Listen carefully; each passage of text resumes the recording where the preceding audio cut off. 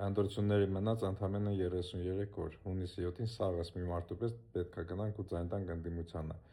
Ինչի համար եմ ես ամեն օր այս վիդեոն անում հիշացնում, քանի որ սենց է վիճակը, եթե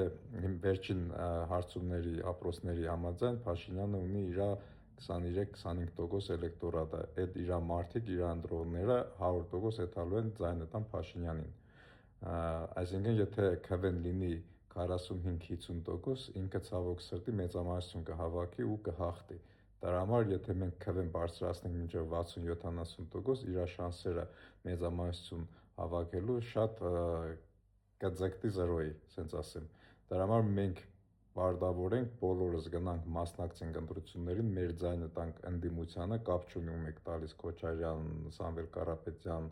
չգիտեմ, Ծառուկյան, մնացածին, կարևորը գնացեք մասնակցեք, որ ձեր ձայնը իրանք չօգտագործեն իրանց օգտին, այսքան բան։